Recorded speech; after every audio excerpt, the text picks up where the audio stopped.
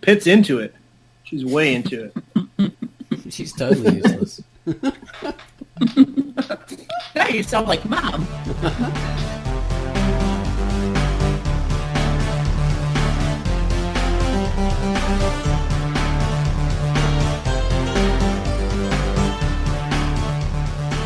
Hello, everybody. Welcome to the Drunkduck Quackcast. It is the month of October now, so we're doing sort of horror, the scary movie theme stuff. And for Quackcast 293, we're going to do a commentary of the movie The Burbs. Baines has been behind this idea. Of course, we have Baines with me, Tanserine, and Pitface, the whole gang. And we're all going to do a DVD commentary. Hello, guys. You ready for this DVD commentary, guys? This exciting. Ready as we're going to be. That's ready. Yeah. First, before we get into that, we're just going to quickly introduce the feature. So here's Ozone Ocean with the feature. Take it away, Ozone. Go. Hello, this is Ozone Ocean with this week's feature. My featured comic for the week was Useless, which is the same as the featured music, which you'll find out shortly when I introduce that as well later on in the Quackcast. This is a world where people have powers. They become registered and work as superheroes. But what happens if you don't quite make the cut? If you have power, but not quite enough, or the right temperament to join the ranks of the heroes, well, you become useless. Like poor Bonnie. She's not a normal, and yet she's not good enough to make the grade either. Where does she fit in society? This is a full-colour superhero drama. The art is all digital, nicely coloured, drawn in simple, pleasingly stylised shapes. The writing is dramatic and told cleverly, with exposition woven into the art. And it's an unusual take on this whole story of, superheroes and this kind of thing. Superhero society, superheroes being registered, in that this character is in this world and has superpowers, but is not allowed to become a superhero because just can't make the grade for some reason. So what is she to do? How is she going to fit in society? So it gives a great little view of the outsider's perspective of this world. And I'll hope to see how this grows as the comic continues. It's only a few pages now. Great to get into at this stage. So enjoy Useless by Useless Vigilantes. Rated E for everyone. And that was me doing a feature in the future. The future feature. And we also have the music from Gun Wallace, which is a comic called Useless. It isn't a useless comic, it's a great comic. And the music that he's given us is atmospheric, it's haunting, and it's lightened with the strains of singing melodic electric guitar. So enjoy. Lovely. Useless.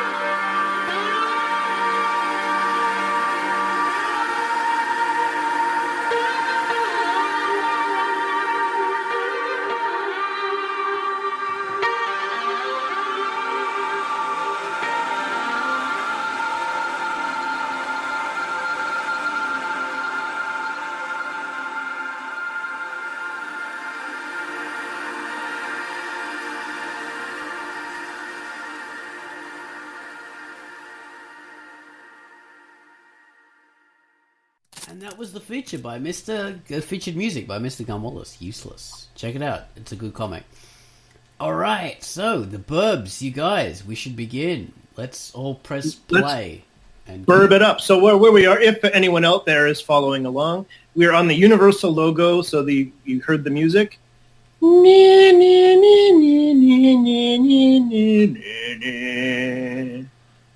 you. pressing play now? We zoomed in, and we're just on the where the Universal logo came up. It says Universal, an MCA company. So those letters are I'll just count down come up. from 3. And I'll then, count down from 3. anyone out there want to sync up? That's where we are, and Pitt will count down from 3. Right? Yep. 3, 4, 1. Play. Play. Universal. Now, this is the studio called Universal Studio. Oh, anyway. Yeah, Universal. It's Opens with this word. awesome shot, zooming way out from the Universal Earth way into the United States. Any town. It's almost where I America. live. That's where Pitt lives. You can see her place right now. I remember when I originally saw this, I thought that actually was like a satellite image that they'd done. Right.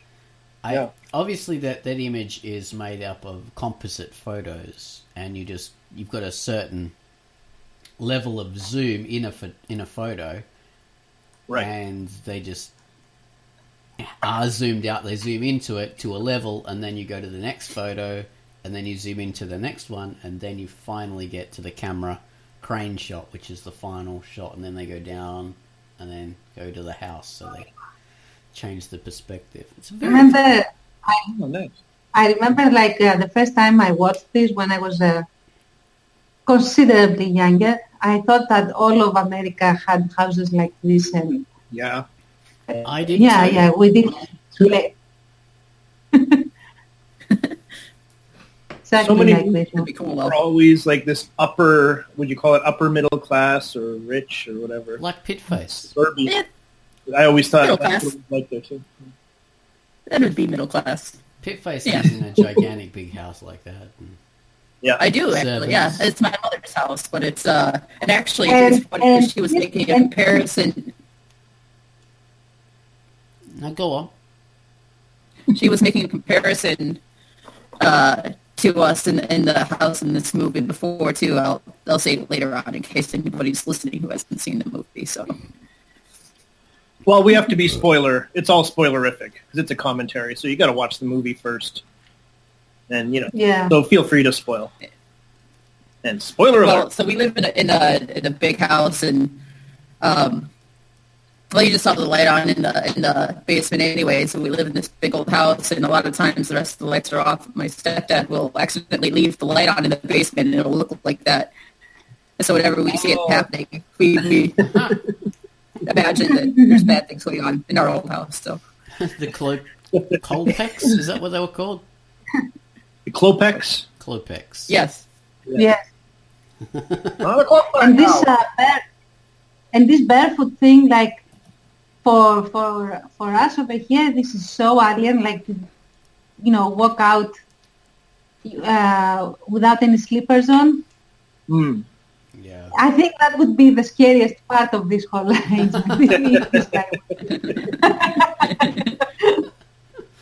And then they are you guys on to the next scene where it's daytime yet? It's the bicycle wheel right it's now. transitioning now. So Yeah. it's This a big- scene always makes me laugh. Sorry to interrupt, but I've seen it a million times. This scene always elicits a laugh from me when you see Tom Hanks in a couple of minutes. Every damn time. It makes me laugh. And I'm sorry he to had his coffee at the boy who hit him in the guts with it. his reaction. Yeah, it's just so fun. But anyway, go ahead. Man. Well, I was just going to say, it's a huge contrast. It starts off very creepy. It's very dark and, haunting. There's wind blowing, all that kind of thing. And the next time it's bright daylight, sunny, like the end of the first Nightmare on Elm Street. Yeah, I mean, it's good. Like, it's well written or well edited together or whatever. Like, I've never read the script, but to start that way establishes your tone. It's going to be like a sort of a dark kind of comedy with Tom Hanks acting in that first scene. It's like it's humorous, and it's sort of you set your table a little bit with that first scene, like being with the dark. Way better. Right now he looks a little creepy, like he's going to murder that dog. Like It also makes you think, this neighborhood is too perfect and too sunny and bright, so there must be something weird beneath the surface. So yeah, Yeah. it's a bit of a strange tone. Like, who's a famous director? David Lynch in Blue Velvet or something like that. There's something beneath the surface. Not as obviously clever as that, but kind of thing. Right. It's way better than that. There's Corey God, Feldman. I used to think he was cute. Oh yeah, well he was an icon back then, man. His heyday, right? Or just before his heyday, just after? Or right in there. In the middle of it, yeah. And Bruce Dern, this is like one of the only movies I've ever seen him in. He's amazing in this movie. Everybody is. Oh, Bruce Dern's incredible as a war veteran sort of character who just exemplifies it just in the way he puts his sunglasses on.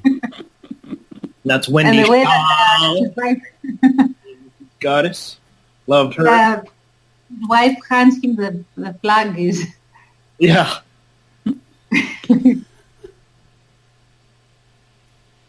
And I always was interested. Like there seemed to be something going on between Ricky, Corey Feldman's Ricky, and the sexy wife. Actually, Not necessarily something going on, but there are definitely some moments that make you go, hey, he reminds me of Boomhauer a bit in that scene because it's exactly the kind of thing. Right. You know, perversely, what this entire sequence reminds me of the cherry tree lane in Mary Poppins. Like you have weird characters that are all insane to a particular, level, but it all manifests in quirks. Yeah. Actual dangerous insanity. Yes. Because it has to seem kind of normal, right? Like it has to seem like it's kind of everyday, but it's also it's eccentric and it's Yeah, they're like characterizations. Yeah, but it can't be too wacky, or it's going to wreck the strangeness of the new neighbors. Yeah. Oh, Carrie Fisher as his wife. Yeah, the little boy is his son. I never realized when I first saw this movie that it was Carrie Fisher. Yeah, so different. Always walking around in a... Actually, that is a very accurate part of the average American household. It's every household comes with Carrie Fisher. Which, depending on what stage of life she is, can be insanely entertaining. Or, she's hysterical now. She's so funny. Actually, makes me feel that every single one of these people is so insane that that's why it takes so long to the actual insane, newcomers. Oh, okay. Yeah. Trouble actually discerning what is quirky and what is downright nuts. Yeah.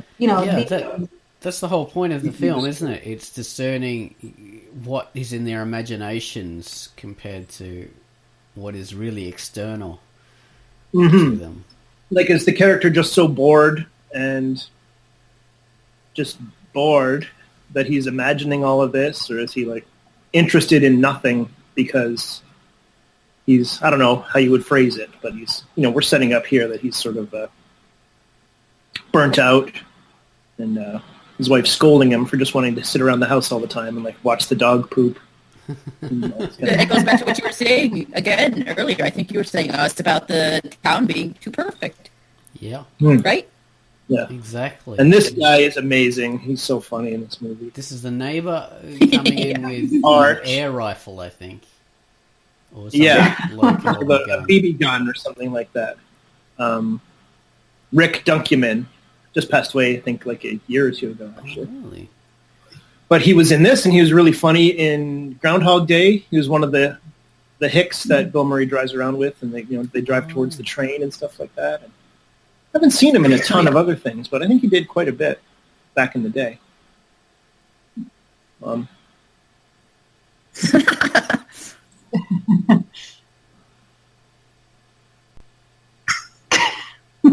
this breakfast scene where he's like, she trades the plates, and then coming up the little bit of business with the dog food is hysterical. just happening in the background, not calling too much attention to it. This movie is accidentally a perfect movie, I think. It's one of the best movies ever. And it's just like...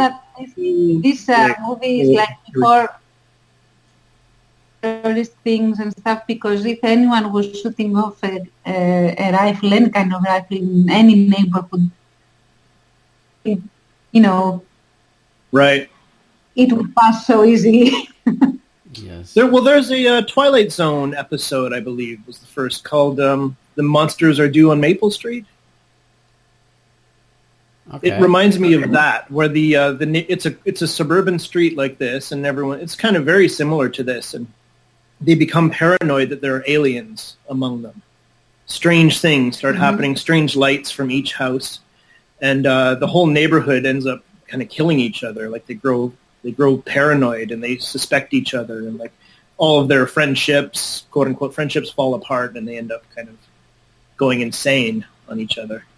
And this is like a comedy version of that, kind of, in a way. I mean, they don't really, they don't turn on each other, but just the setup is kind of, that paranoia about within a suburban.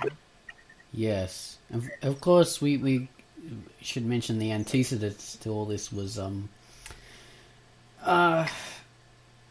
the pod people and all that anti-communist paranoia of the 1950s. So it all builds up off that. The strangeness, the weirdness in our midst could be a threat. The sleeper cell, all that kind of thing. Right. So I think the mistrust of whatever the other is. Like back then, we had communists, we had Russians, we had something that spoils the perfect American dream. Right. And at this point, all these many characters have been set up already. Like the table is set with all these neighborhood characters, and really well done, quickly. Yeah. Entertainingly. We have all the protagonist characters so far. Yeah. Crazy Bruce turn.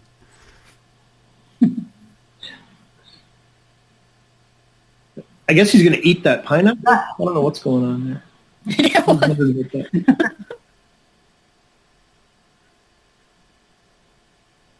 Oh my God, I want to throw up now. Why? Because the way he is shoving food into his mouth is... Oh. Yeah. And I have just eaten, and... He loves his food. Yes.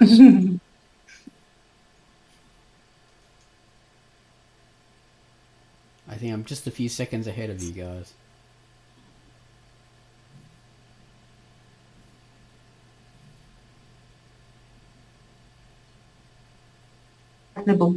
Pin-up wife now. So you're and her bum. Yes. Okay, yes, I'm a few seconds ahead of you too. Yeah. That's a great view, right? Bruce Dern's wife. It's lovely. But there's an interesting little blooper there in a continuity error, because when Bruce Dern gets up, his hair's all neatly brushed, but when he's squatting down next to his lawnmower, his hair's crazy.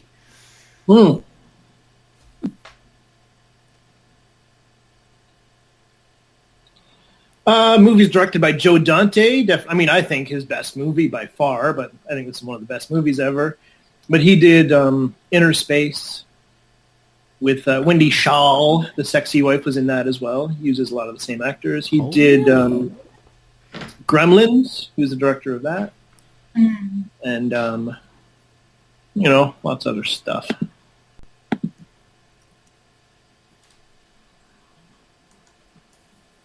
All right. Well, now we have... I don't know where you guys are at, but... Minute 14. Hey? I'm at minute 14 and 2 and 3 and 4. I'll pause to catch up. 14, 26, 27, 28. 14, 10. Yeah. Well, this is kind of hard. I've always listened to DVD commentaries and said, come on, you guys, talk. But then now I realize how difficult it is. Especially when you had nothing to do with the making of the movie. Well, we've caught up to the Klopeks here. We see Yes, here we have the. I see. Finally caught up to the strange neckbeard. He's come out of his lair. Neckbeard. He's put away the fedora and he's just thinking to himself, those fucking women. I hate them. I hate those women everywhere. Scratching his chin. He's Yeah. Yeah. Courtney Gaines is the actor. Courtney Thorne-Smith. Courtney Cox. Something like that. Courtney Gaines. Yeah. He's wearing checkered long shorts or short trousers with button braces and a singlet. And these guys are sort of saying, well, Ray, go over and say hi. Go say hi. He's like, well, you're his neighbor. Well, you're his neighbor too. We're all in the same street. Yeah, we're all in the same town too, but it's like quotable, it's full of quotable dialogue in this movie, like top to bottom. He reminds me, the neighbor guy, he reminds me of Dan Aykroyd, actually. Oh, yeah. Yeah, I can see that. The same kind of character that he plays. Yeah.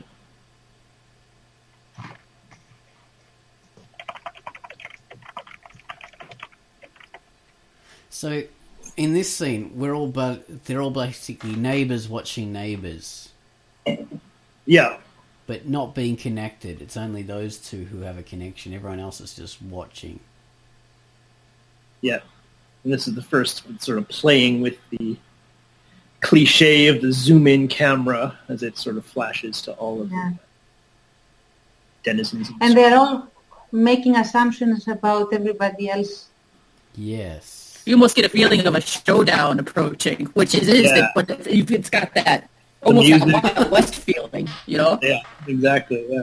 It does. The music's building up and you've got this The wind's enormous picking importance. up and everyone's all attention is at this one singular point. Like it's the most important thing in the universe, man. Really. Got ultra close-ups of people's eyes in the spaghetti western style. Yeah. Taking the dare.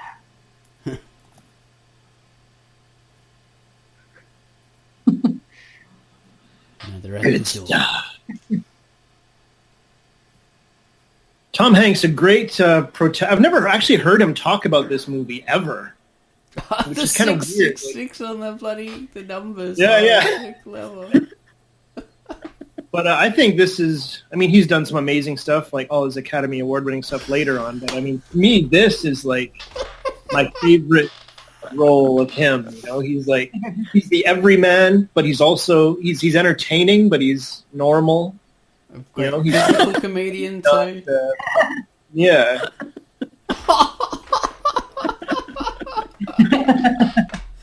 A lot of great physical comedy. Slapstick. Yeah. So... They try and knock on the door. The sign falls down. A whole lot of bees come out and start biting them or stinging them.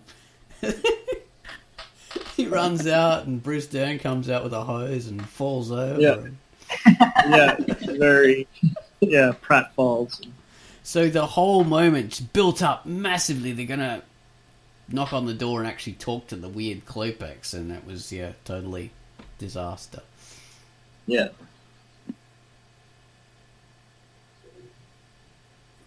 Oh, this kind of thing, bad karma.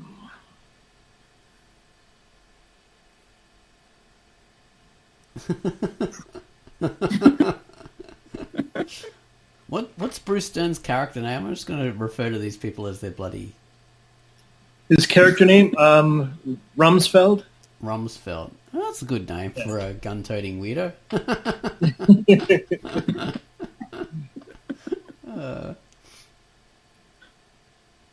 It's shot like a horror movie. I like the way that it's shot like a Hitchcock thriller.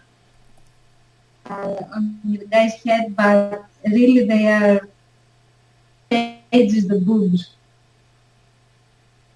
What was that? Oh, right, yeah. They use of zooming into the to the guy's name face, but his face is right next to his wife's. The boobs. Yeah, her chest is right And behind. they are in the middle of the screen, like.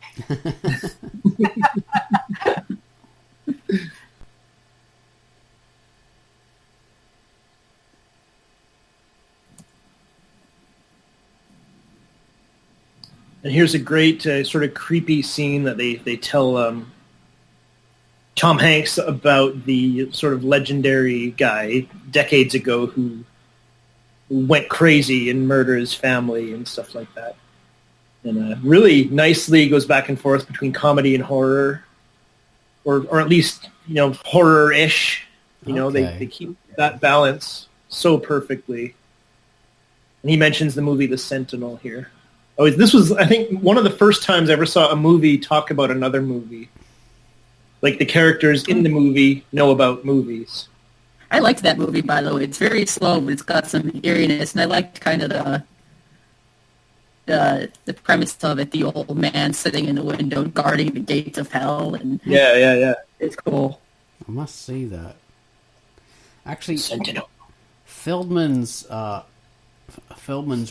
like his thing, the scene he's doing here reminds me of his scene in Lost Boys, where he performed a sort of similar kind of,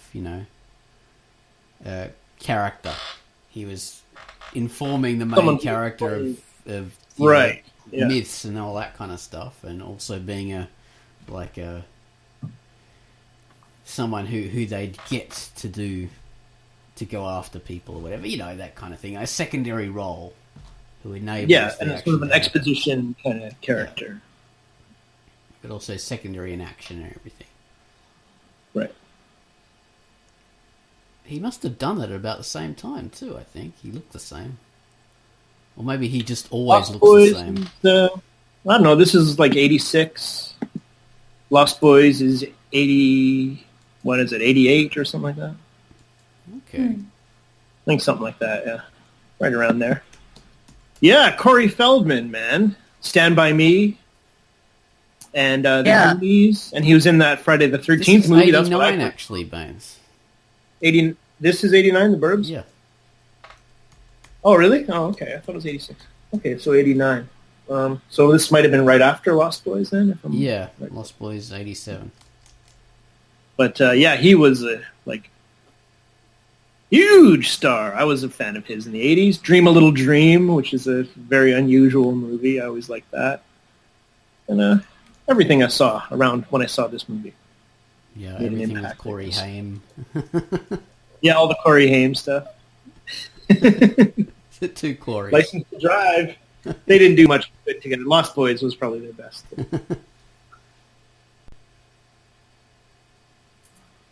See what an urban legend that is, too. I mean, in some cases it wasn't an urban legend, but, the whole trope of burying people in your backyard, and it ends up being the whole basis of this movie, hiding bodies and stuff, and what should be a safe area. It's just, damn, man, the simplest concepts, but they're so effective because it can be happening to you or somewhere near you. It's relatable, yeah. That's interesting. So this film would have more of that relatability to people in the US than anywhere else, because this is a very American-centric thing, because we don't have houses like that in Australia. That doesn't exist. Big two-story wooden houses. Oh. They don't never really? look like that. No. And not a Greek thing either, so... Baines, in Canada, do you have houses like that? No, you can see it. You can see it in Canada. Depends where you are, of course, but you do have these neighborhoods. This is maybe excessive. I mean, certainly for where I live, you would have, wouldn't not to this degree, that much space between the houses and that elaborate and everything. But this is a nice neighborhood. This is very nice. The whole thing is a studio lot, I believe. This whole street is a set. It's like a studio lot. Like most of America. Yeah. Feels like a reality show sometimes. So they're watching The Price is Right or something. I don't know, Jeopardy. Watching Jeopardy. I don't know American TV shows. What was that cereal, too? I didn't recognize that cereal. Treakies? What was that? I didn't even notice. Trickies, freakies. Tricks? Maybe it wasn't Tricks. Maybe it was just something they off-branded or like they just made up. I have a feeling. Yeah. Oh, yeah, it could be. I wonder if they'll show it again. Oh, no, I guess they won't show it. Corey Haim's jacket. So many stars. With this tie-dye underneath of it. Like, quintessential, like 80s. 80s Yeah. kid, like... He's ticking all the bases there. Yeah. Check all the boxes. There, he's got the tie-dye. He is so cool, man. Pizza dude, he says at the end of the movie. Yes. Crazy.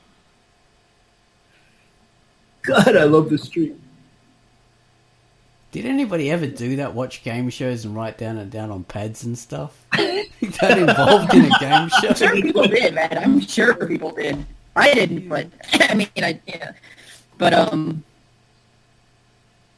Freaky. I don't think that that's entirely overdone. So Corey Haim and his girlfriend are set up on their porch to watch the antics of the neighbors as a form of entertainment. Right.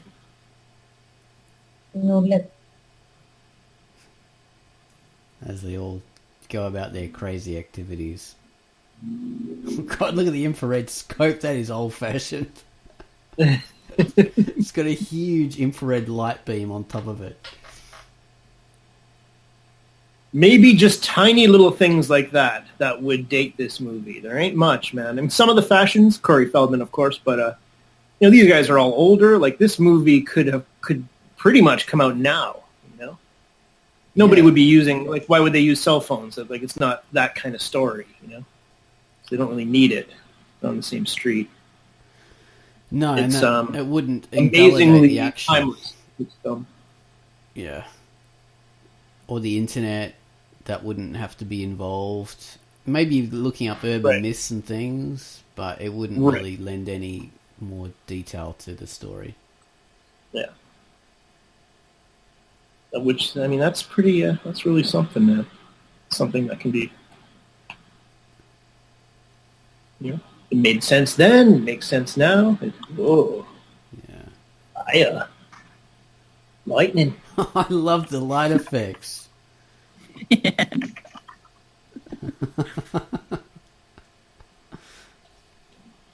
The characters aren't too wacky. Like, you see in a lot of, like, newer comedies. Yeah. I haven't seen The Watch. Have you guys seen The Watch or Neighborhood Watch? It's kind of like this movie. Yeah, with the guy from the IT crowd. Is that the one? Ben Stiller, Vince Vaughn, Jonah Hill.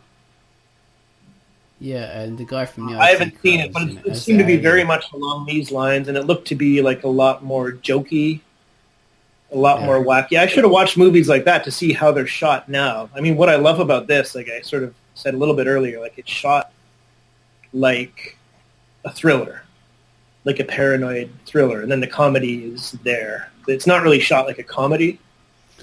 Yeah, no, I agree. No panning camera and all that kind of stuff. Even the musical score is for a thriller. Dramatic, Everything is... Yeah. Yeah. Music has a lot to do with a movie. I mean... For sure. And it's fantastic in this movie. It's not too heavy and dark, but it's not comedy music. It already Yeah. settled into the comedy, although you enjoy it. And the strange Klopek boy with his bright blood red beard, neck beard, and terrible hair. And his knickers. Strange clothes. Shoving something into the bins. Yeah. I'll do the sound effects. That's how I throw out my rubbish. I don't see what's wrong with it. I probably think about this like almost every time I take out the garbage every weekend. I'm like, I gotta buy a hoe.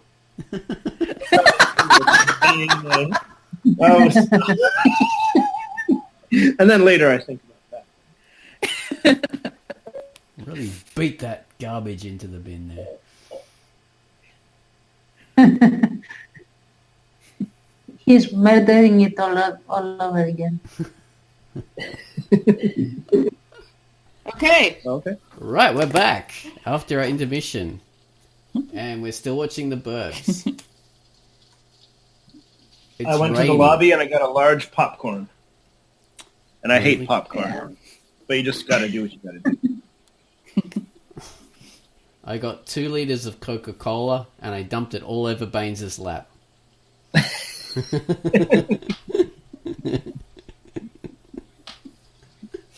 A soda? Those, I got a small soda, and they told me for 50 cents less I could get an extra small soda. I got those nachos with the cheese. All of it. Industrial cheese. I used to, when I was a little kid and I would go to the theater, I would be offered candy. And I would like, oh yeah, it's going to be a long time, man. I better get like a chocolate bar or some glacettes or something. I don't know if you guys have those there. But then I'd keep them in my pocket and I would never want to eat them. I didn't like eat anything back then. So I was like, it would all be melted. It would be in my pants pocket. It would all be like melted. Every time I went to the theater, I'd have this like liquid chocolate bar in the wrapper when it came out. Oh, God. That is delightful. Yes. I do have a story, actually, about the first time I saw the Burbs. I just thought of it today. Oh. Which, you know, just to tell everyone, we took a day between. We did a half hour, and now we're back a day later. But so in the time between, I remembered. So I first saw this movie at my high school friend's house in the, you know, down in the basement there. Horrible things happened. No, I'm just kidding. But my buddy's place. And that's where I saw like a lot of my favorite movies for the first time, actually, because stuff was coming out on video. You know, I saw Reanimator there. I remember. And Debbie Does Dallas, all the good ones. Debbie Does Dallas. And I introduced my friends to Big Trouble in Little China down at buddy's place, and like they went crazy. Return of the Living Dead, all this stuff. And the Burbs. Someone threw on the Burbs, and I didn't know what it was. So we're there watching it, and I loved it right away. But at one point, I went to go to the bathroom, the washroom, we call it up in Canada. That's where you go. Well, you know what that is.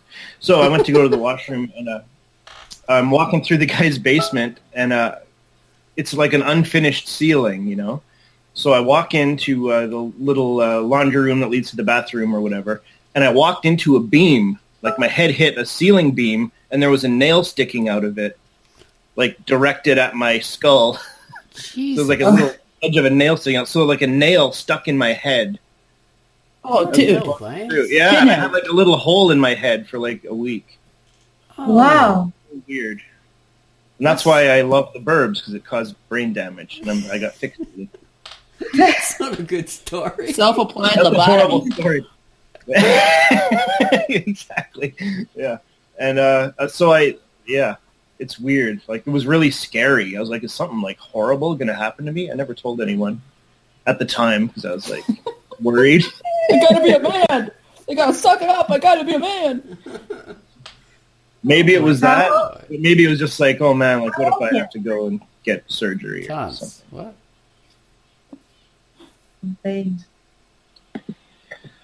I guess I was about 36. No, I'm just kidding.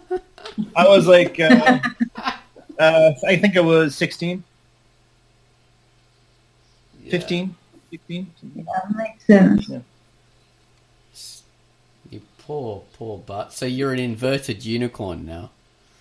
I also didn't want him to feel bad. Like I was very, like, what's the word? Mild-mannered, or being a coward, or something. I don't know what the word is, but I was like really worried about hurting people's feelings and stuff like that. And I thought any little thing would like hurt people's feelings or something. So it was like I can't complain about a nail. Wasn't there blood streaming down from your face? About that. Wasn't there blood at all? I don't know. It was in at the time, my lustrous, thick head of hair, so I couldn't... I don't know if there was blood. I don't think there was blood. It wasn't gushing, anyway. Oh, God. Yeah. Yeah, but it was weird. I could literally feel it felt like there was a hole or a bump or whatever.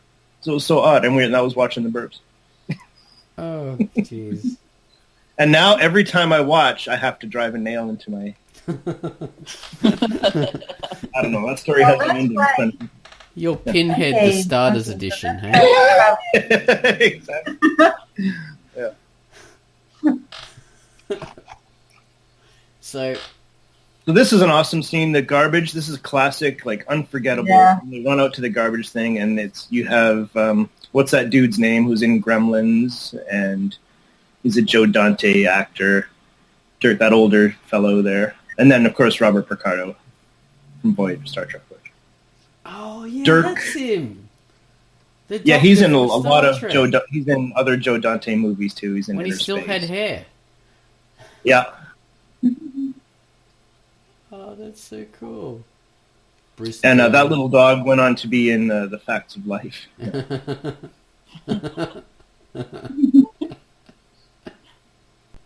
You are a garbage man. And my friend whose house I watched this at would say that for years, like the rest of the whole high school career. Because you are a garbage man. And they're trying to find the guy with the toupee who seems to have disappeared mysteriously. Yes. Walter. So we have a little escalation of the seriousness. Yeah. The previous scene was somewhere close to the midpoint, Gun Wallace, if you're listening. Huh? The midpoint raising of the stakes coming up. Well, the previous scene was Might not be it.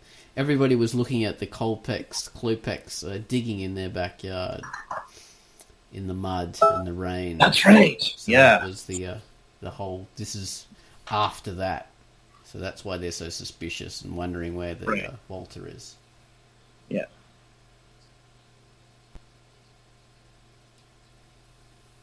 It's funny, you keep on stopping to watch the damn thing. Yeah. Even with the sound off, I'm watching and it's kind of pulling me in. It's very... Then having the sound off, because I also Sorry. have the sound off. They are very theatrical with their moves. Yeah. Yeah, it's incredibly well shot.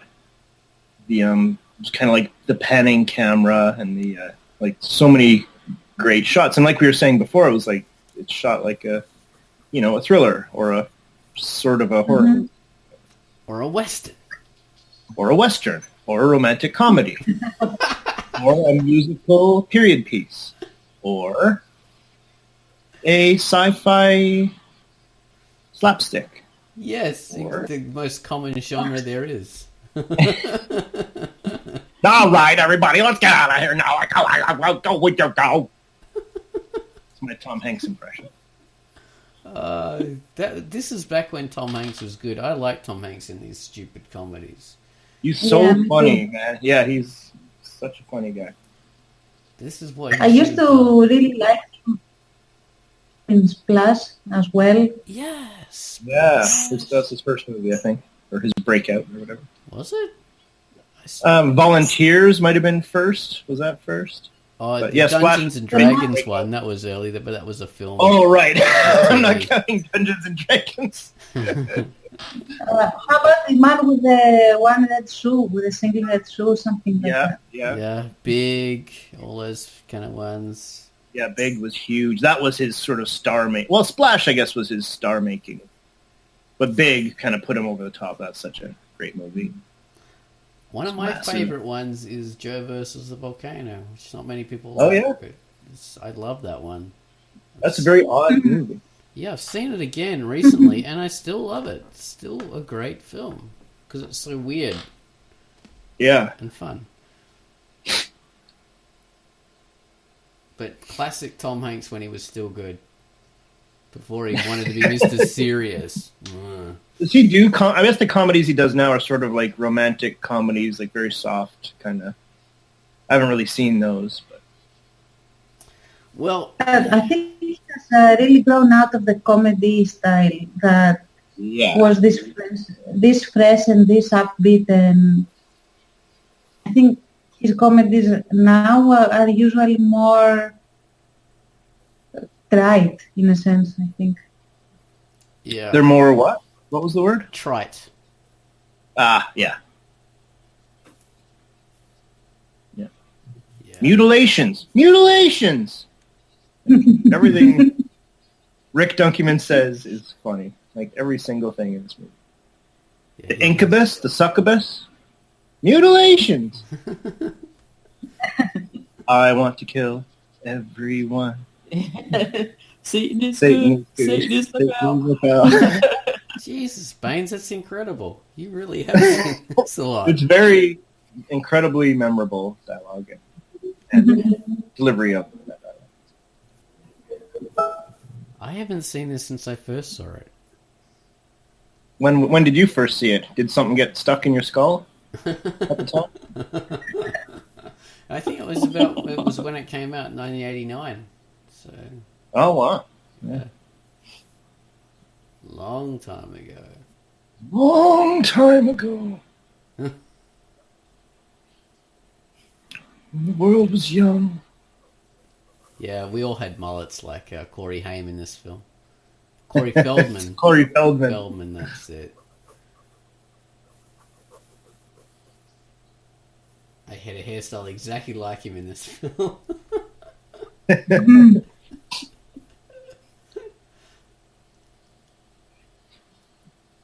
What movie are they watching?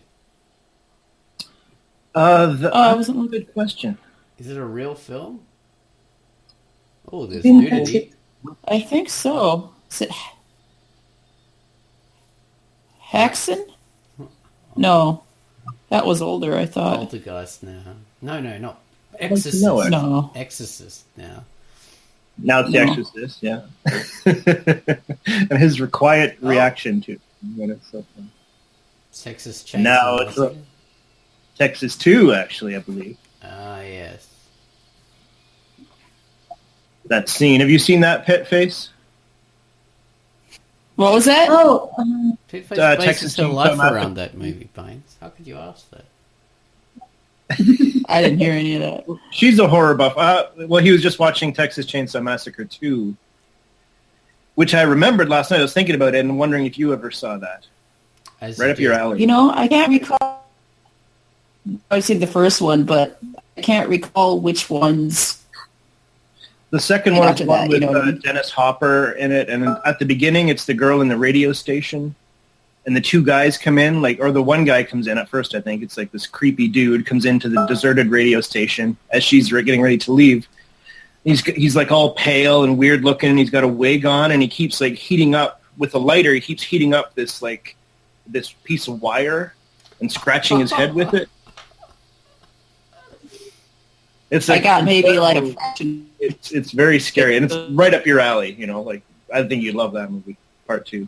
Just now he's having a dream, I think, that a chainsaw has cut through the wall of his house. Yeah. And he is just looking at the ground. like that. Beat himself. Like that is the worst kind of movie to see when you are already have serial killers as your neighbors. Yeah, exactly. Yeah. This is a great dream sequence he's having. I love it, dude. He's on a barbecue now. Oh, God. Tied down by what can only be described as necro-priests.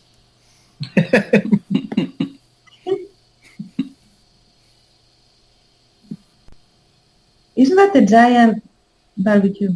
Yeah. It's like a Weber barbecue.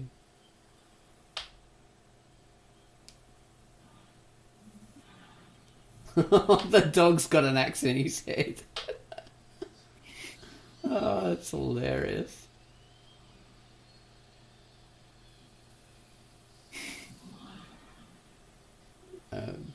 And does that hurt, Baines? It does. It hurts for a week. That poor dog. I wonder what he's doing now. No. Oh, they skipped the murderous.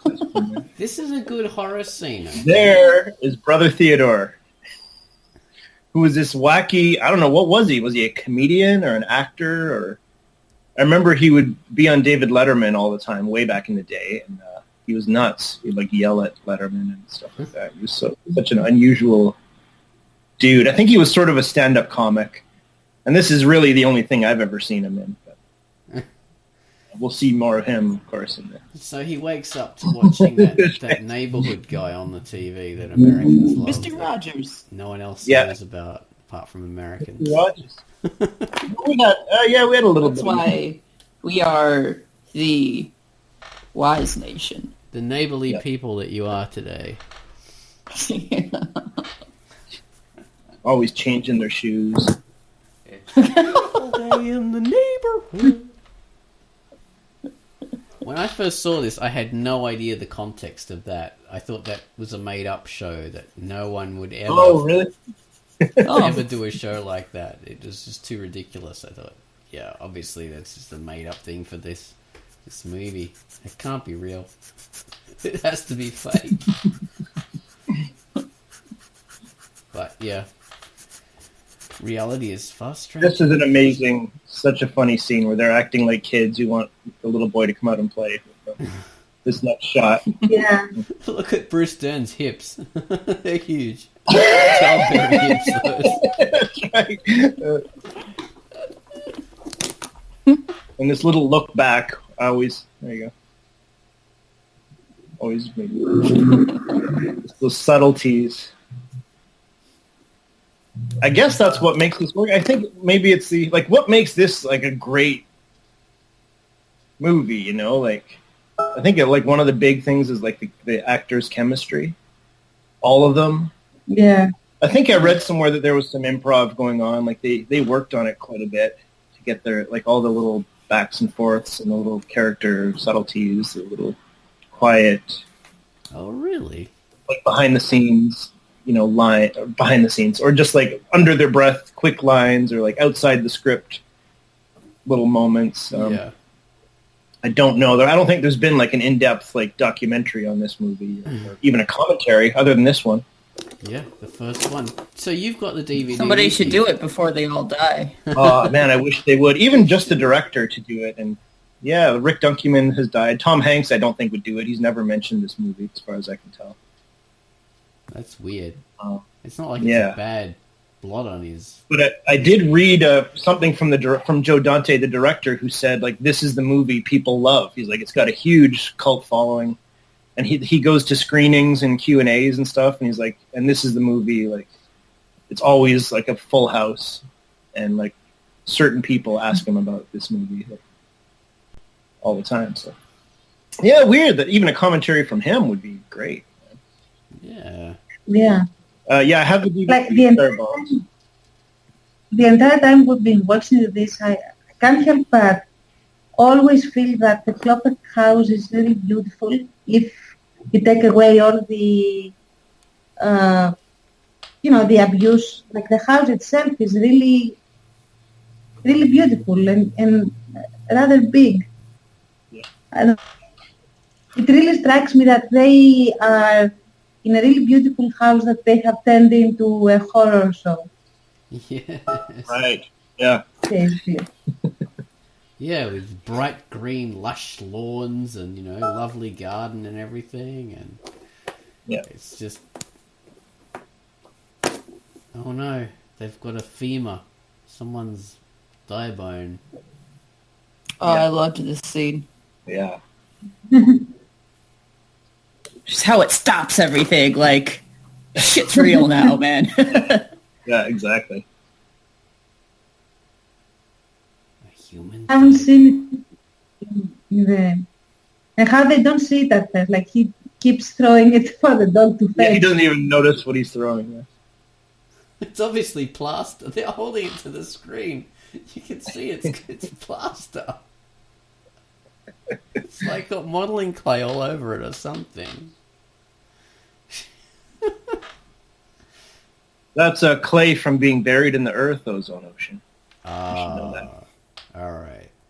See, Baines knows that because he has several of those in his backyard. I know when I dig them up, that's what they look like. Baines knows where the bodies are buried because he did it himself. Because I buried them, baby. Oh, yeah. Oh, And they're excellent. See them shouting, zooming in and out. Oh, no! Oh, that is beautiful. His reaction when, the camera's not moving anymore. It's time to stop screen.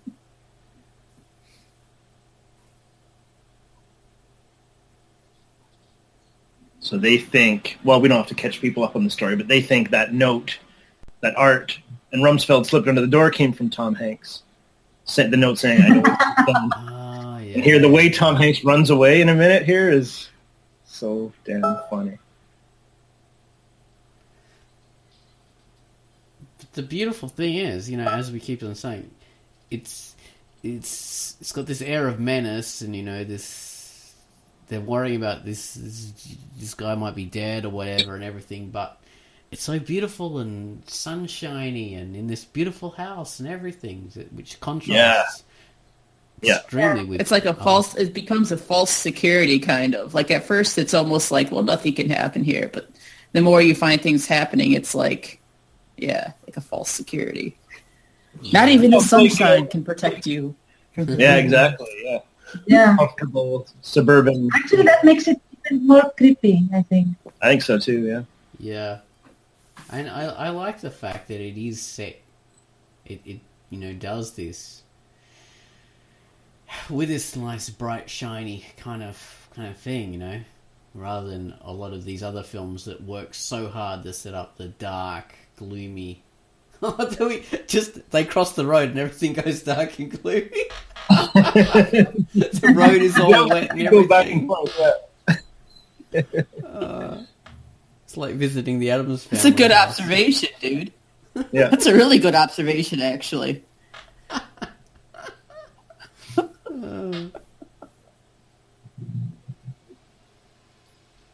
Imagine what goes into directing even something small like that. You can't film everything on the same, like those two scenes on the same day then. Yeah. Like it has to be so... Yeah. Rumsfeld falls through the front porch. Doesn't he do that every single time? So that means they're constantly replacing the boards with crappy boards.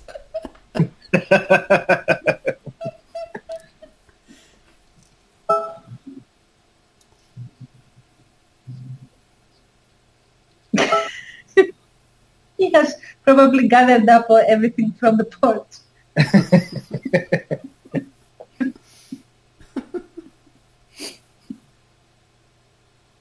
Oh god, the house inside is very creepy looking. Yeah. But there is actually Halloween. Go ahead, Tansy. Objectively creepy. Like it does have a couple of crates on a otherwise relatively normal living room. If you see, but the way it is arranged and shot makes it like they have just entered Dracula's. Yeah. And all the old decor too. Like that's all. Yeah, the old wallpaper and the... Yeah, it's like a house from the 1920s or something inside. Whereas everyone else's house is very new and, 1980s new.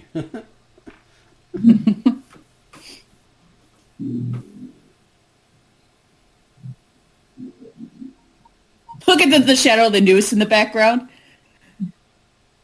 Oh, where is that? I didn't even notice. Wow, a good catch. Oh, thank you.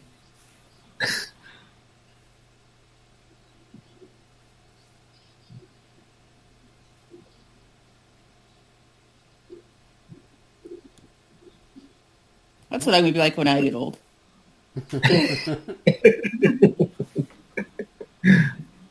Sister Theodore. I'm already halfway there, man. Like, I'm grumpy today because I hurt my back doing nothing. And, like, I have no social skill in me right now. Oh, you poor thing. I made that face, too. I was like, oh. The crooked jaw. I love his face. He looks like he's trying to eat his top lip. Yeah. I see dogs like that at the animal hospital sometimes. I like that he pulls We off. usually put them down. Oh, man.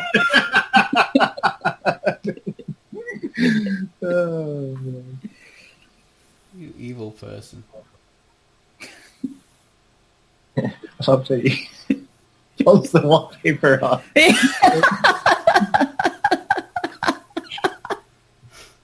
So they're all sitting in the Klopex house, and there's a very tense silence, and no one knows what to say. Amazing. Yeah, it's just so long. Nothing being said. And Rumsfeld, Bruce Dern, is being a boomhauer, searching for secrets. Or a Dale Gribble. Yeah, that's it. Dale, not boomhauer. Dale Gribble, that's it. Yeah. Sardine. This is what it's like when people come to my house. Yeah, same. At least he's offering A lone moose pretzels. wanders across the... And how, I know you guys probably have your sound off too, but like how loud the sardine slimy sound effects are. Yeah! Oh my god, I remember that! Ah! So that's how they do the Foley for porno. Yeah, it's like Foley like, right up front. Oh, God. Sardine on a pretzel. That's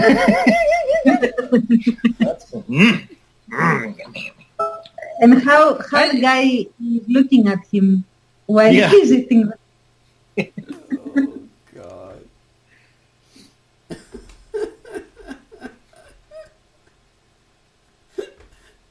Oh.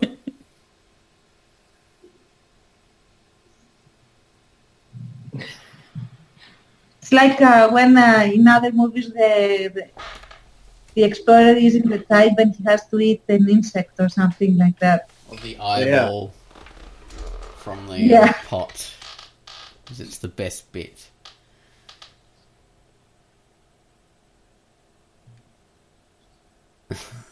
It just...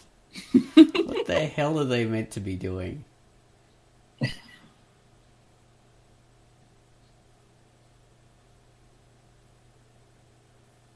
They're trying to interrogate the Klopex. Yeah. Well, they're trying to They try to get down to the basement too, don't they? I can't remember if it's now, but... I think they sneak in. He's like, what do you got in the basement? And then, later they're going to...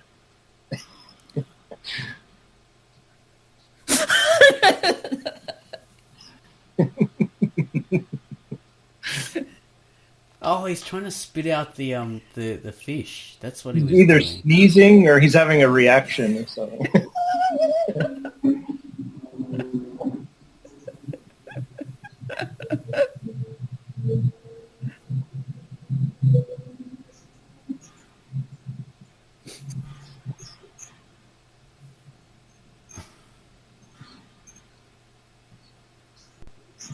Oh, damn it.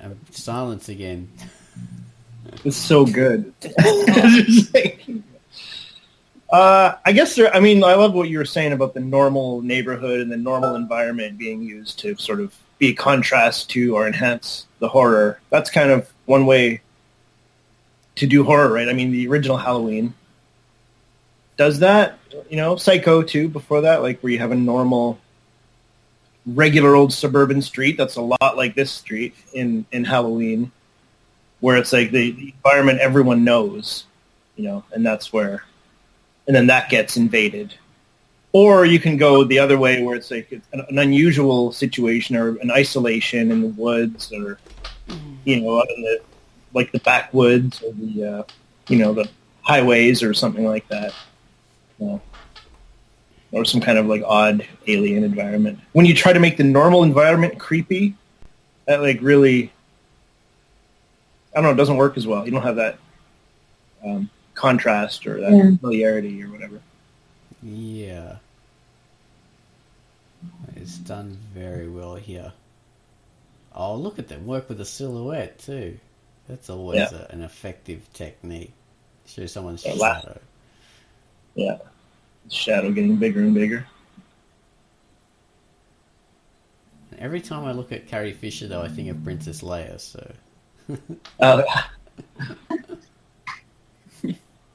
in a summer dress. Yeah, summer dress. She had to wear something else apart from her limited bikini. It's a metal bikini. This guy actually kind of looks like one of the surgeons at our hospital. Oh, really? Polish guy? Yeah, yeah. He's funny, though. Specializes in putting animals down here.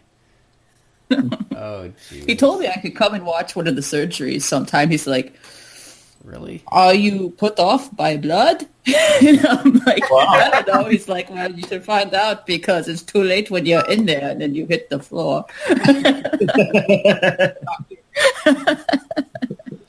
Oh, God. He's very charming, though. He's a sweet guy. I like him. If he had dead bodies in his basement, there must be a good reason. Yes. They shot first.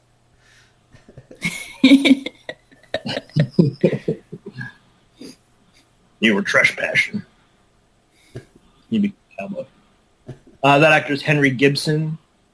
He's been in many, many, many things. I think he's still around, maybe. Maybe he's still alive. He's one of those dudes that never ages. Like, if you see him in, like, this movie or a movie 10 years later or 20 years later, he looks exactly... I totally buy that painting. Yeah, me too. That's what I was thinking, that I really like the painting. Very Lovecraftian. It's amazing.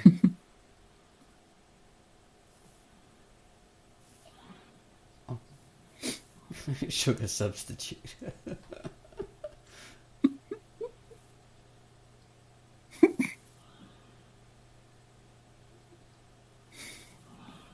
It's a painting of, it looks like a surgery that's happening from the point of view of the person on the table. Yeah, yeah. Wait, what's his face isn't turning it always. Yeah.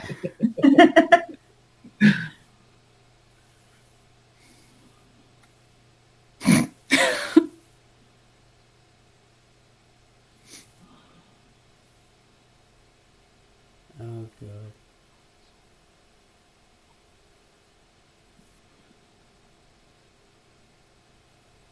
Like I think he has the role of the articulate gremlin, basically. Wow. Yeah, he is the voice of them because, yeah, all the rest are, like, very uncommunicative. Of course, the goblin guy. Is he literally talking about Gremlins 2 and he's literally the voice? Yeah. Oh, no, I don't know about that one. But okay. Like the role. Yeah. The role of that. Like he's a Protekian goblin. I'm going to say. Yeah. Gremlin. The public face of the... I Yes. love the grumpy one who's chewing his lip. He's just... Yeah. I've got one of my best friends. His dad is this very, austere Serbian guy. And he's been in Australia for years and years, but he can't speak English very well. And it reminds me of that kind of thing. You want to talk to him and he's like, just stares at you. And you're always very intimidated by him. Actually, I just realized if you covered his eyes, he would make a great old Bones, man. Like, look at his nose and stuff like that. And, like, the way he growls. Perfect, dude. He would. When we meet Bones' dad or his grandfather, there you go. I don't think there you go. Bones has any parents. No self-respecting zygote would split for him. That's how that works. I don't know. I don't know my stuff. That probably made no sense. Which, of course, we're talking about Pitface's comic, Putrid Meat. Because For I'm anyone so listening to this who doesn't know who we are. Anytime I do something.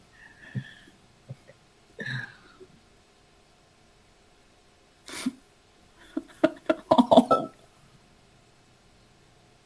I just realised that that guy is the only person who's almost Carrie Fisher's height.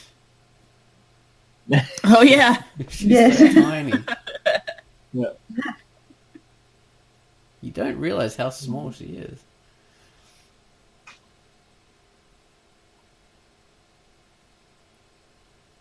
So the dog has just chased away the inquisitive neighbour who was trying to look in the basement while everyone else was occupying the Klopex. Mm-hmm. And now their whole plan's failed and they've gone back to the house to regroup and discuss.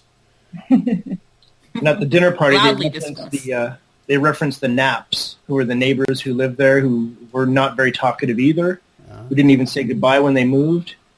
And Carrie Fisher said, I don't think I've ever been here before. I never visited when the Naps lived here. And Brother Theodore says, how very unfortunate for the Naps. One of my favorite lines.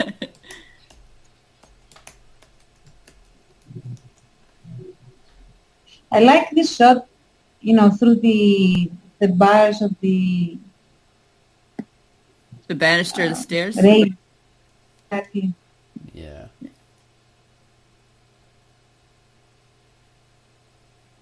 Like they are a little bit boxed in or something. Yeah. This is Tom Hanks's heroic turn here. He's gone from the somewhat disbelieving, somewhat scared. Pinches his finger in the telescope. Just everything he does is fun. But now he's turning to the What? He was just told Yeah, to take he's his balls putting out of his- his wife's purse. yes. Yeah. And then he reaches into his shorts and pulls a... Oh my God! And he's pulling out. Oh wait. He pulls out his merkin.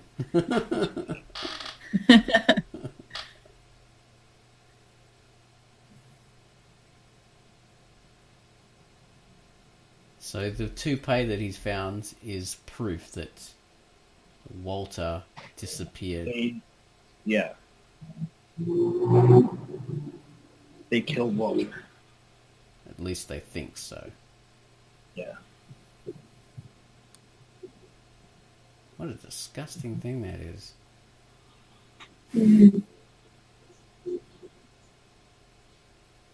Up to the end, like to the end game, let's say. Everything is conjecture. There is nothing definite to make you decide as a viewer whether the Klopex are or aren't serial killers. It's very, very hinted at. I mean, it's very... Yeah. The green lit garage there inside. Oh yeah. They are in their car taking off like the Addams Family. With the dog. With the dog. So things are all clear. Yeah. That was nice of them to do that. Dog with. And we're having reflections on the window with Rumsfeld there and reflections in Corey Feldman's sunglasses. Oh yeah, Very that's right. clever. Yeah.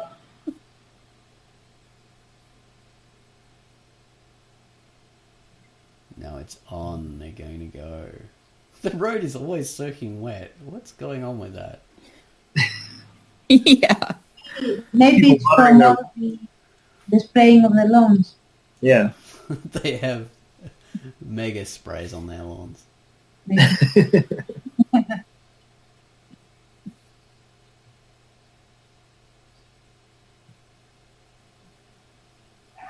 So he's getting rid of his wife, Princess Leia, so he can explore.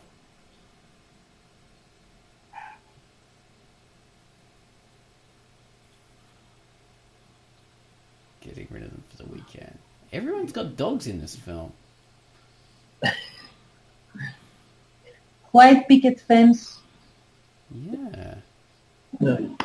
Oh my goodness, his neighbour's dressed as a golfer, stereotype golfer. They're trying to sell the lie. Yeah, all we're doing is playing golf today. So yeah. Oh,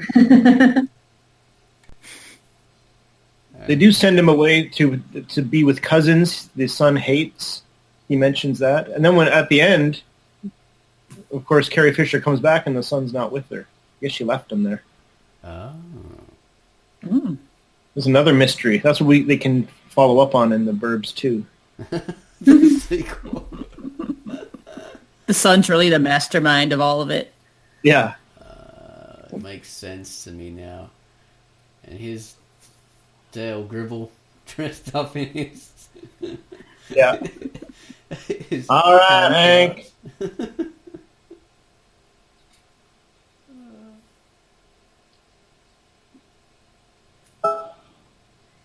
Wearing a French beret too. That's not a proper army beret. Because it's got a little stem on it. That's all they could find.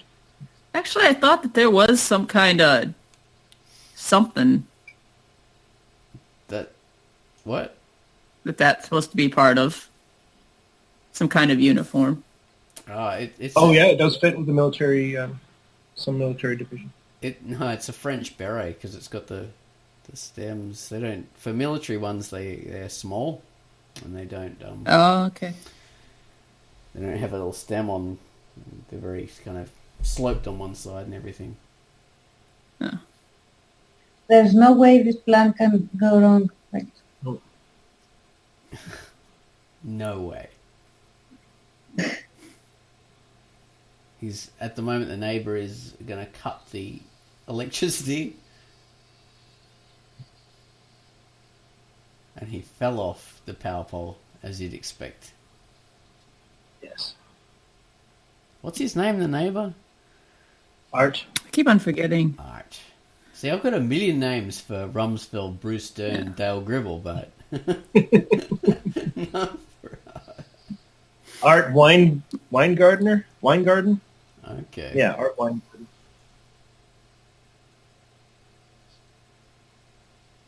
He should have broken something. That kind of fall. Oh man. For sure. Yeah. His No, fingers are- from all the shit that they've been going through.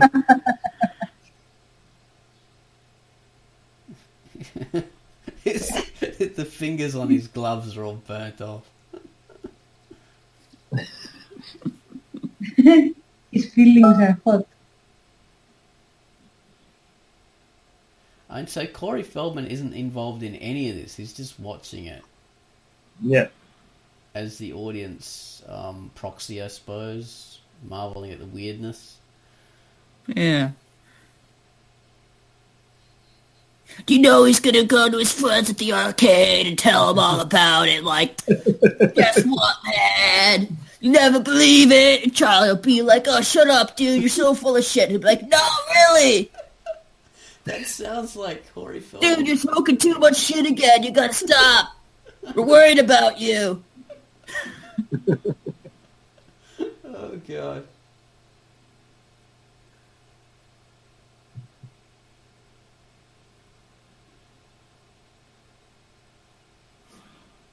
So they're invading the Klopek's backyard now. Climbing over the fence. Like the commandos they are. Yeah. Digging in the backyard.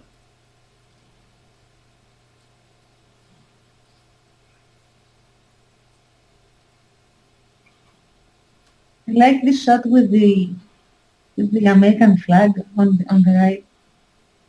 I don't know. I think it's there on purpose for some reason. On the right.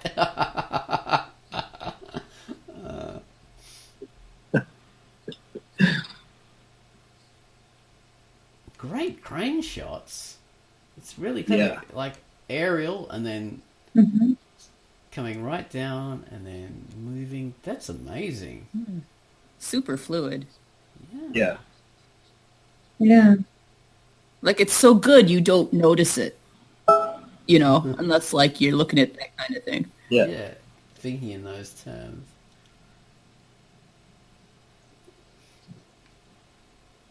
This film has a lot of that kind of stuff. Very clever camera shots.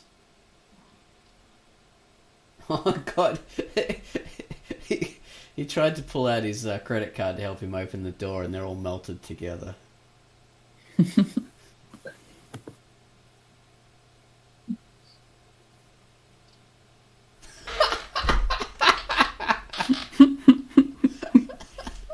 He snapped his credit card off in the door trying to open it.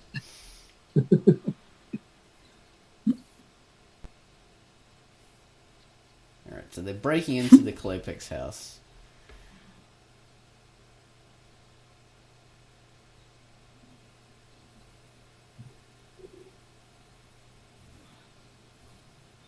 I think Corey Feldman's got his mate to watch the action. Yeah, by the end, don't they got like a party going or something, just watching? Yeah, it's like there's like throngs of teenagers watching. Alright.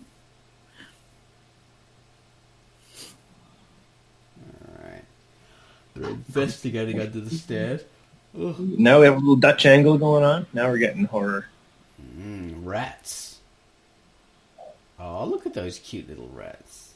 Their fat little arms.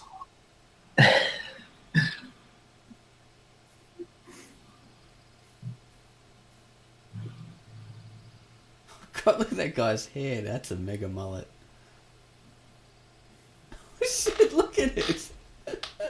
Someone's really backcombed that mullet and fluffed it up, added some more hairspray. It's huge.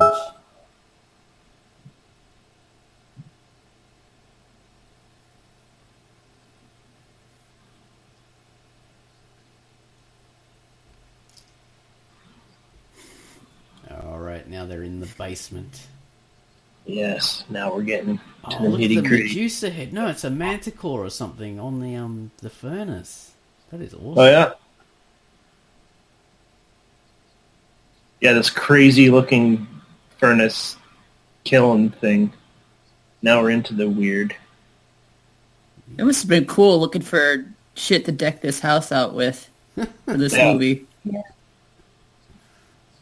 My God. It's got batteries and dials and gauges and... Oh my goodness, what is that machine? Oh, it's a generator. It's a nipple massager. Jeez.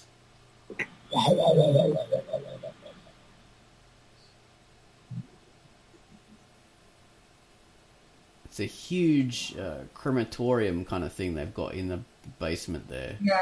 Spraying fire. Gosh.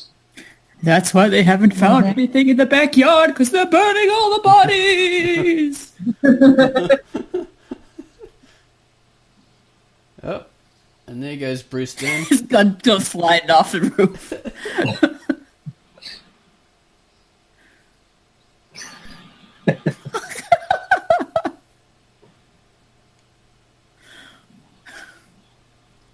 Shooting the window. Falls off the roof, shoots out the window, and all the teenagers are clapping. And his rifle's ridiculous. It's got a gigantic old-fashioned infrared light on top of it. Just something no one's used since the Korean War. Literally.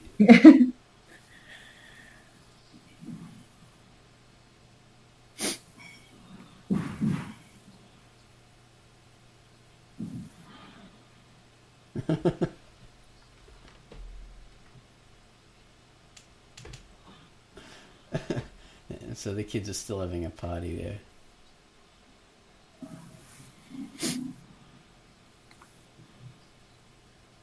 The pizza dude. He's called the pizza dude. Literally said pizza dude.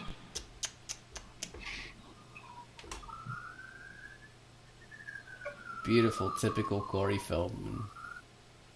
And now we have, here's a bomb that's about to drop. The neighbor who they believe is dead. Oh, wait, never mind. Does that already happen? Boil it. No. It's just the Klopex Oh, yeah. coming back. Yeah. Early. Well. Klopex coming back. Uh-oh. And these idiots are still in the basement digging, looking for bodies, even though it's in the middle of the night.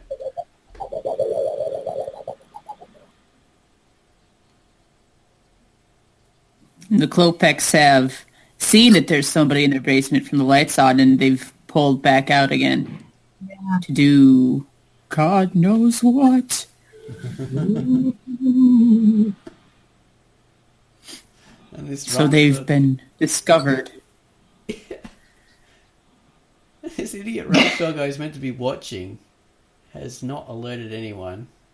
No, he's just eating animal crackers. And falling off the roof. Or Klopex, I meant, not, never mind. I get their names mixed up all the time. Don't listen to me. This commentary is garbage. It's gold. It's pure gold. We talk about Tom Hanks' everyman. Like, I find this guy, like, it's hard to do a protagonist if you write a story or you do comics or whatever, like, or write scripts.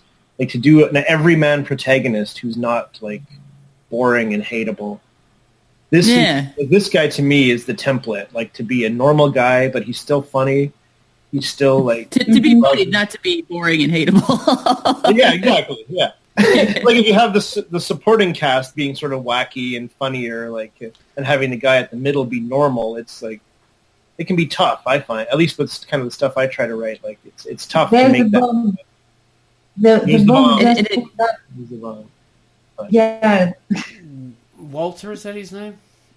Walter, the neighbor. He's back. And they're like, oh. And you know, another thing about Tom Hanks' character's role in this movie is since he is kind of a grounded guy, you don't believe it until he starts believing it. And then you start to think, well, maybe this is written to make them the bad guys, you know, that something is going on. Yeah. Yeah. Yeah, exactly. That's true. Yeah, once he believes it, like, you're on board. Exactly. You're just as skeptical as he is, and then you believe it when he does. So, yeah. He is the perfect audience proxy.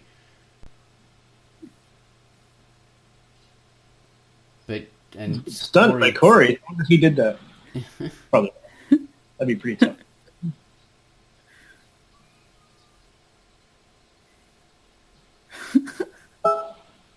Oh, no. So the Klopex went and got the police. Because they...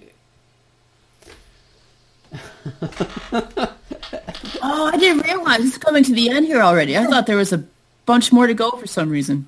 Like, before it gets to this point. Yeah. Well, they just blew up the Klopex house. Are you guys on that bit? Yeah. Yeah. Not yet. In a while. In a few seconds.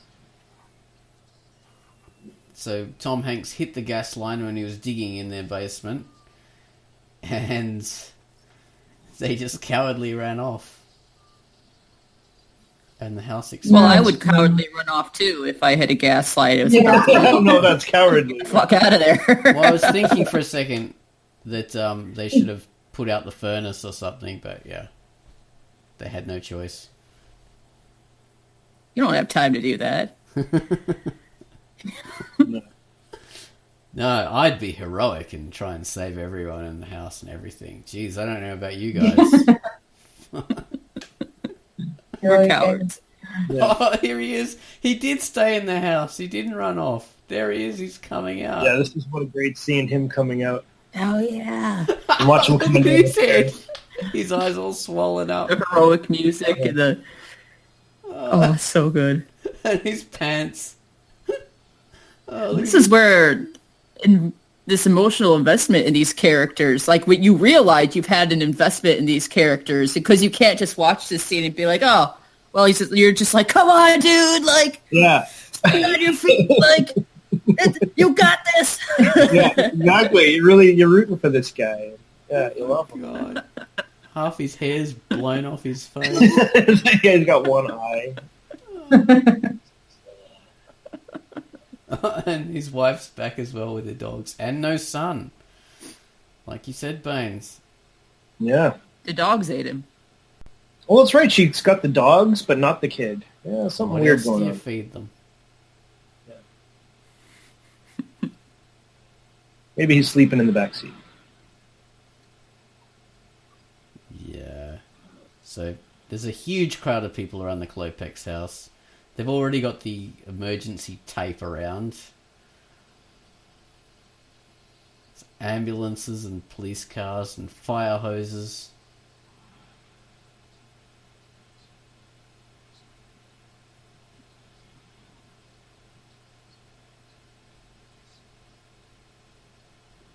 And Carrie Fisher has returned looking for Tom Hanks, her husband. One of the ambulance guys who's wearing a bow tie. Did you hear about this on the radio or something? I wonder why she came back. Yeah. Do American ambulance guys wear bow ties? That's weird. No. I don't know what this guy is up to. What the hell?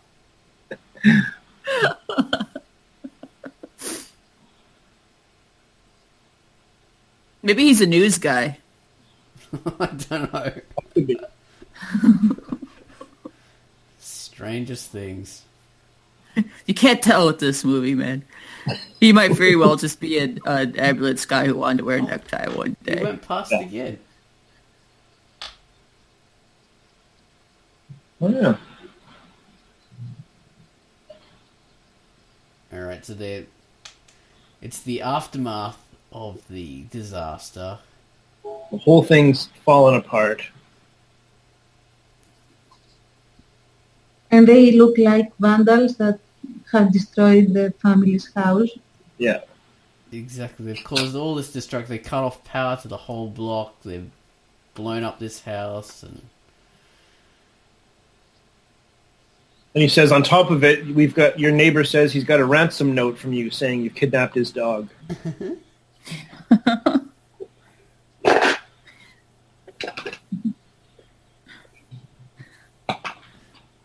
and there's Tom Hanks thinking, he's having second thoughts. Think maybe I was wrong all along. Yeah, well, he's pretty sure he's wrong now, yeah. I was caught up in all this craziness of my stupid neighbor friends. There's two idiots. Yeah, and they're about to have a confrontation that is pretty fantastic. Tom Hanks's finger is the star of this scene, also his acting. When he shakes his finger at him.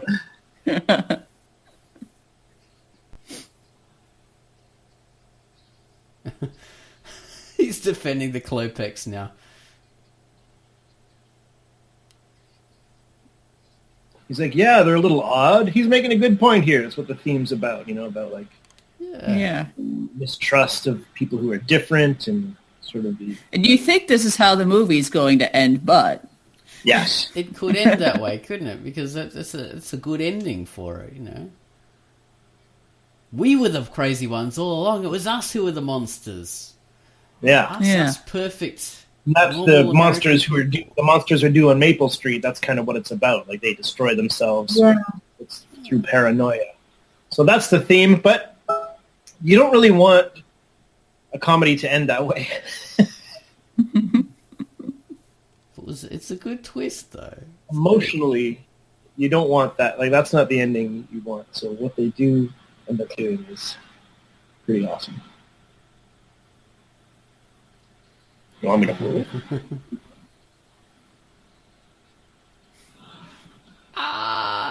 he bites his... Why would you do that? He bites his finger. Yeah. Gotta save your life somehow, man. There is on the hospital bed. Take me to the hospital, I'm sick. On the stretcher, he puts it in the ambulance himself. Having a tantrum.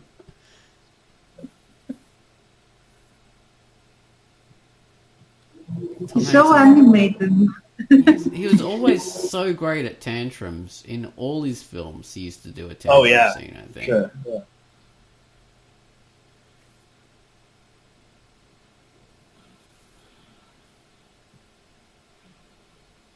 Yeah, I'll fight Carol.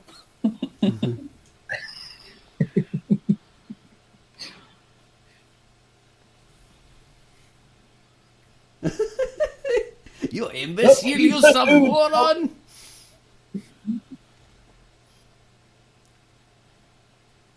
So Klopek is...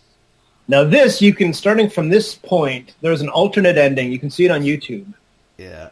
How the story originally ends. It's kind of the same story-wise, where you find out the real truth about the Klopeks. And then, but it also ends on sort of a down, like there's a down note with Art being sad and everything. They're still going, like the story-wise, it all mostly is the same. Whatever. Yeah. It's a downer emotionally. So the ending that is actually on the movie is way better. Funny, it's more exciting. You have this like great set piece coming up with the stretcher, the trunk, and what's in the trunk, and blah blah blah. So Klopek is in the ambulance at the moment with Tom Hanks, and there's a confrontation. And that lighting. He said, "Now, when I get out of jail," he plays it so normally, just like, "Ah, that's fine, I'm fine, Carol, follow me." And now he's like, "Oh, when I get out of jail, I'm going to help rebuild your house."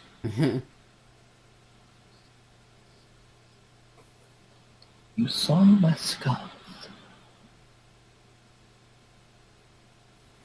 And if you think about it, I think, they were prepared, like they weren't sure what ending they were going to have, because if you think about that femur scene, you can easily cut that out of the movie. I don't remember that femur being referenced again until like now.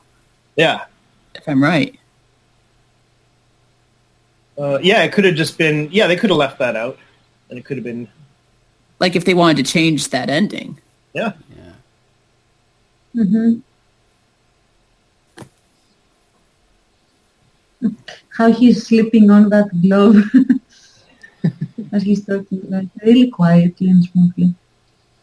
And I mean, theme-wise, I guess the right ending, technically, is to have it was all them to begin with. Yeah, but like it said, you don't want it.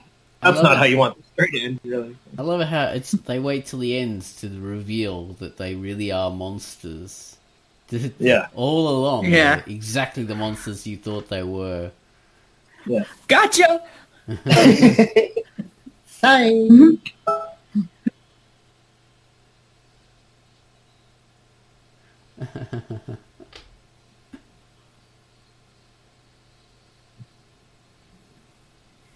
So the Klopeks kidnap him in the ambulance and then crash into a house by accident.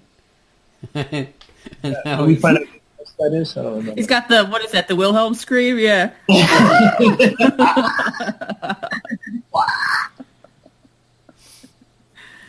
And they're fighting over a syringe on a stretcher rolling down the road. Beautiful comedy.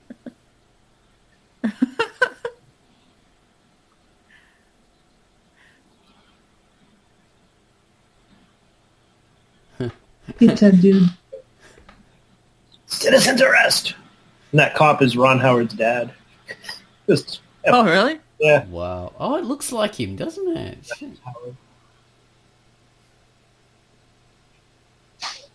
Oh my god. The boot of the car, or trunk as you say, is full of skulls and bones and ribs. Disgusting.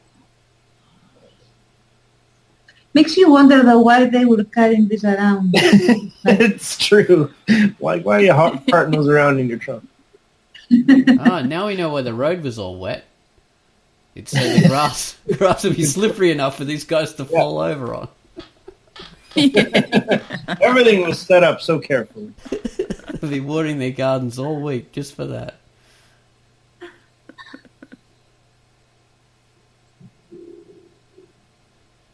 Like really, guys, I mean, you don't carry these things around. The lesson for all you aspiring serial killers out there. Yeah, leave Like, the skulls don't use your behind. trunk as a closet. But it stops Tom Hanks finding them in the house, though. So it was clever. Well, more than not, that is like allows them to have proof, have that dramatic reveal of, we have proof. And now it's all over and safe. They've caught all the bad guys. Tom Hanks is walking away like this last survivor from the apocalyptic disaster.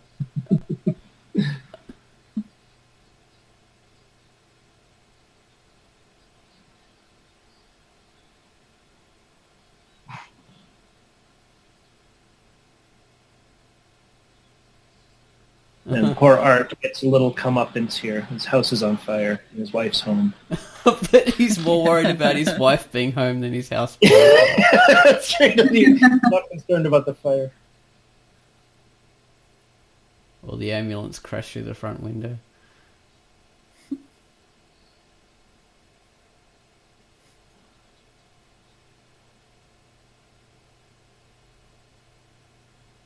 Yeah, man.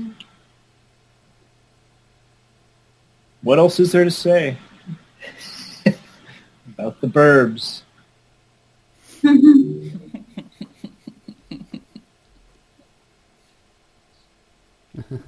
And Corey Feldman breaks the fourth wall there right at the end. Yes. I could live without that, but whatever. There he goes with his beautiful mullet. And we zoom out. We finish as we began. We began. Yes, back out into space. Other than that great curtain call at the end. I like how they do the credits. The curtain call with all the actors. It's great stuff. Awesome movie, man. One of my favorites. I love that rifle with the enormous infrared light on there. I'm going to have to put one of those in Pinky to you. Such a cool looking thing. Pinky's little Pinky. Of course, that's your comic, Pinky T, on the duckwebcomics.com. That's what this podcast usually is. It's kind of comic related and stuff to do with, fiction and art and, pop culture. And a lot of toilet humor. A lot of toilet humor. We're on the duckwebcomics.com. And we thought we'd do something different this time. Do like a movie commentary. Yeah. We didn't actually want to have to engage with each other that much. We never do, but we're locked in. We're under contract. Us being the Arnold Schwarzenegger doing the commentary to Conan, describing everything. I appreciate how tough it is to do those commentaries now, man. Yeah, man. Oh. But I like watching the movie with you guys. It was fun. Yeah, it was. Awesome. Awesome. I'm going to skip to the end of the credits now. There's no special scenes. They didn't do that back then, the bastards. It was not a thing back then.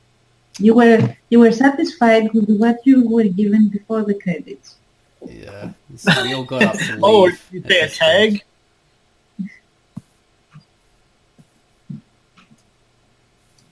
No. It just ends with a logo. Imagine.